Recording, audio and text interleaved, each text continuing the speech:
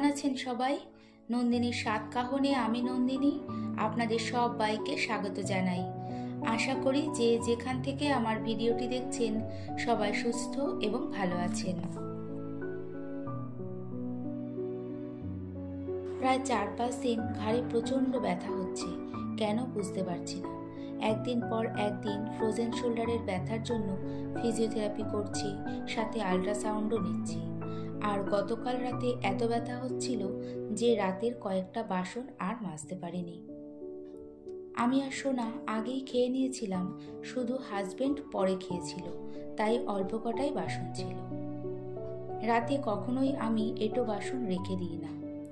শুনেছি এই রান্নাঘর দিয়েই নাকি মা লক্ষ্মীর প্রবেশ, তাই যত রাতি হোক না কেন রান্নাঘর ক্লিন করে তবে ঘুমোতে যাই, কিন্তু কালকে আর সেটা সম্ভব হয়নি। যাই হোক, রাতে ঘুমিয়ে একটু বেশিক্ষণ রেস্ট নেওয়ার পর এখন শরীরটা বেশ ভালো লাগছে, আর তারপর প্রতিদিনের মতো সংসারের কাজগুলো করে নিচ্ছি। কাজগুলো ফেলে রাখলে, ঘরবাড়ি অপরিষ্কার অগোছালো থাকলে শরীর মন দুটোই খারাপ লাগে। সংসারের কাজগুলো কম করে আজকে একটু বেশি রেস্ট নিতে পারতাম, কিন্তু ওই যে পরিষ্কার থাকা, ঘরবাড়ি নিট অ্যান্ড ক্লিন করে রাখা একটা অভ্যাসে পরিণত হয়ে গেছে। ঘরে অনেক ফার্নিচার রইল, জিনিসপত্র রইল, কিন্তু অগোছালো। তার থেকে আমার মনে হয় অল্প জিনিস সুন্দরভাবে গুছিয়ে রাখাটা অনেক বেশি প্রয়োজন।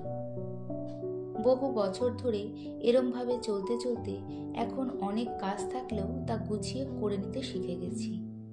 অ্যাকচুয়ালি সংসারের সব কাজ করতে করতে কিছুদিন পর তা একটা অভ্যাসে পরিণত হয়ে যায়।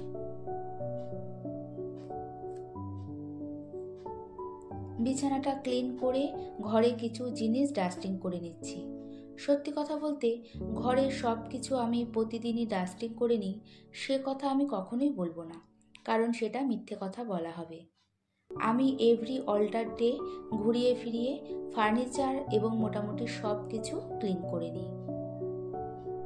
আমার যেহেতু কোনো হেল্পিং হ্যান্ড বা কাজের লোক নেই, তাই রান্নাবান্না, ঘর গোছানো, কাচাকাচি, বাসন মাজা সব করে ঘরের সব কিছু প্রতিদিন ডাস্টিং করা কখনোই সম্ভব হয় না। এখন ডিম সিদ্ধ দুটো ছুলে নিয়ে আমি আর মেয়ে সকালের ব্রেকফাস্টটা করে নেব। আমি কলা আর ডিম সিদ্ধ খাবো, আর মেয়ে কফি, কলা, ডিম আর খেজুর খাবে, আর আমি কিছু পরে 1 কাপ চাও খেয়ে নেব। তাছাড়া আমি কাঁচা ছোলা, পাম্পকিন সিড এইসব ব্রেকফাস্টে খেয়ে থাকি। ব্রেকফাস্টে আমি একটু হালকা কিন্তু প্রোটিন জাতীয় খাবারই বেশি পছন্দ করি। কম ক্যালোরি এবং প্রোটিনযুক্ত খাবারই আমাদের কাজ করার শক্তি যোগায়। সকালের দিকে তেল জাতীয় কোনো খাবার বা ভারী কোনো খাবার আমি খুব রেয়ার খেয়ে থাকি। টিফিনটা করে নিয়ে মেয়ের ঘরের বেডটা ভালো করে ক্লিন করে রাখছি।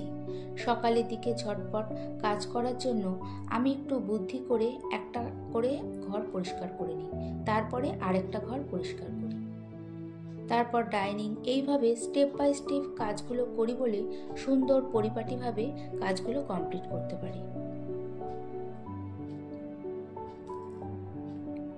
এরই মধ্যে অনেক কাজ করে নিয়েছি, আর বেশ কিছু জামা কাপড় ভাঁজ করে নিচ্ছি।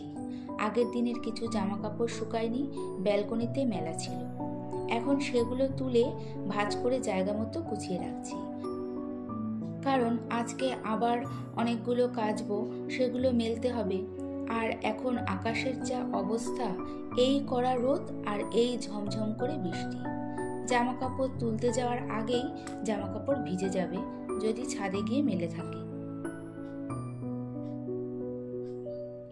এই ঘরের বিছানাটা ভালো করে ঝেড়ে নিলাম, আর এই ব্যাগটা এখানেই রেখে দিলাম। হাজবেন্ড যেদিন বর্ধমান যায় সে একটা অন্য ব্যাগ নেয়, আর যেদিন কলকাতা যায় সেদিন এই ব্যাগটা নেয়, আর আজকে বর্ধমান গেছে, আর যতটা সম্ভব আগামীকাল কলকাতা যাবে, তাই ব্যাগটা এখানেই রেখে দিলাম। এই বিছানাটায় সেইভাবে তো কেউ শোয় না, তাই সেরকম কোনো অসুবিধা হবে না। অনেক দিনের একটা 3 থাকের সেলফ ছিল, ফেলে না দিয়ে এরকম একটা লাল কাপড় দিয়ে ঢেকে রাখলাম। টুকটাক অনেক কিছু রাখতে পারবো। আর এর ওপর দুটো টব সহ গাছ রেখে দিলাম।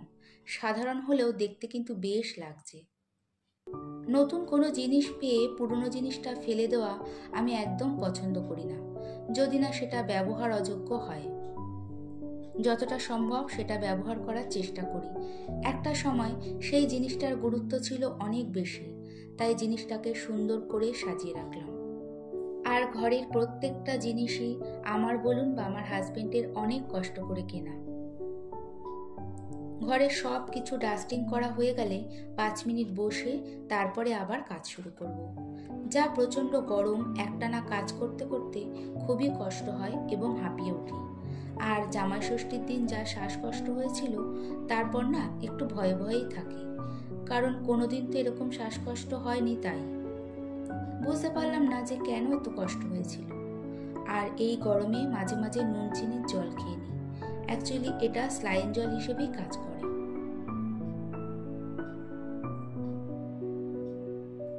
আমার এই ভিডিওটা দেখতে দেখতে যদি কোথাও একটুও ভালো লেগে থাকে তাহলে একটা ছোট্ট লাইক, এবং বেশি ভালো লেগে থাকে তাহলে সাবস্ক্রাইবও করে নিতে পারেন।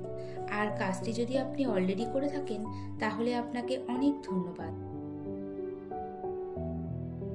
ঘরগুলো সব ভালো করে ঝাড় দিয়ে ঘরগুলো সব পরিষ্কার করে মুছে নিয়ে এখন রান্না করে নেব। পাট শাকটা ভাজা হয়ে গেছে, আর করব পনির, পটল, আলু দিয়ে তরকারি। নিরামিষভাবেই করব। পনির, আলু, পটলগুলো বেশ ভালো করে ভেজে নিয়ে রেগুলার মশলা দিয়ে ভালো করে কষিয়ে নেব এবং তারপরে গরম জল দিয়ে দেব। ফুটে উঠলে পনির দিয়ে দেব। আর নামানোর আগে দিয়েছিলাম গরম মশলা আর বেশ কিছুটা ঘি। খেতে কিন্তু বেশ ভালো হয়েছিল। ঝোলটা একটু পাতলাই রেখেছিলাম, নামিয়ে নিতে নিতে অনেকটাই শুকিয়ে যাবে। আর ফ্রিজে কালকে 4 পিস কাতলা মাছ রান্না করা রয়েছে, এই দিয়েই আমাদের আজকে হয়ে যাবে।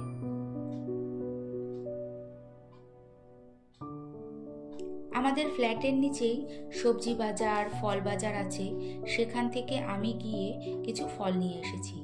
ঘরে একদম ফল বাড়ন্তে ছিল। আর 10:30, 11টা নাগাদ কোনো না কোনো ফল আমি আর মেয়ে খেয়ে থাকি। যেহেতু সকালে একেবারেই হালকা ব্রেকফাস্ট করি, তাই এই টাইমে ফলটা আমার খুবই প্রয়োজন। আমি অতি সাধারণ মধ্যবিত্ত হাউসওয়াইফ। আমার কাজকর্মগুলো অতি সাধারণ। আমার এই সাধারণ কাজকর্ম দেখতেও আপনারা বেশ ভালোবাসেন। এই কাজকর্ম বা কথাবার্তার মধ্যে কিছু ভুলভ্রান্তি হয়ে যেতে পারে, তা আপনারা আমাকে কমেন্টসের মাধ্যমে জানাতে পারেন। এতে আমি কিন্তু কিছু মনে করব না, বরং খুশি হয়ে নিজেকে শুধরে নেব।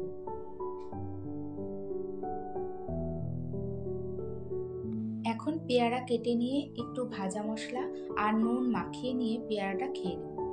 অন্যদিন আমি আর সোনা একসাথেই এই সময় ফল খেয়ে থাকি। আজকে ও বলল খাবে না, তাই আমি একাই খেয়ে নেব। সংসারের কাজের সাথে নিজের দিকেও একটু খেয়াল রাখা দরকার। আমরা হাউসওয়াইফরা যদি সুস্থ না থাকি তাহলে সংসারটা চলবে কি করে, তাই না? রান্নার পর রেগুলার যদি এই মশলার কন্টেনারগুলো একটু ভালো করে মুছে রাখা যায় তাহলে আর তেলতেলে ভাব থাকে না। রান্নার সময় রান্না করতে করতে হাত দিয়ে ধরতে হয়, তাই ভালো করে একটু মুছে রাখছি।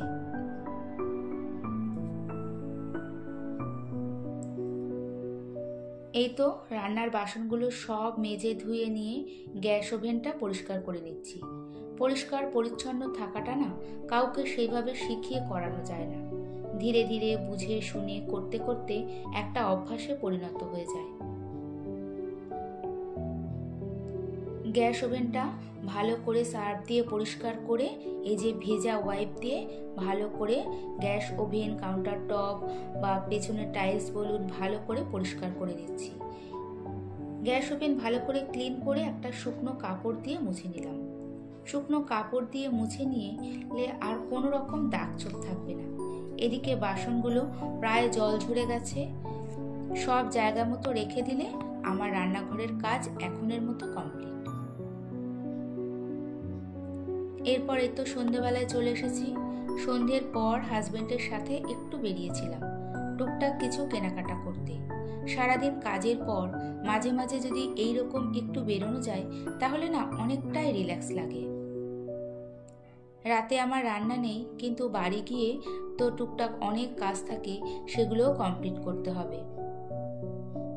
আর এই তো কিনেছিলাম আমার মার জন্য দুটো ব্লাউজ, মেয়ের জন্য একটা সানস্ক্রিন, আর হাজবেন্ডের ফগের দুটো বডি স্প্রে, একটা সুথল, হাজবেন্ডের একটা শেভিং ক্রিম, আমার একটা লিপস্টিক আর আয়না, আর হাজবেন্ডের দুটো জামা।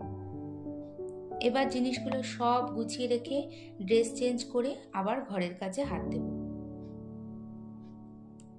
আবারও দেখা হবে এই আশা নিয়ে আজকের ভিডিওটি এখানেই শেষ করছি। এতক্ষণ আমার সাথে থাকার জন্য অনেক ধন্যবাদ।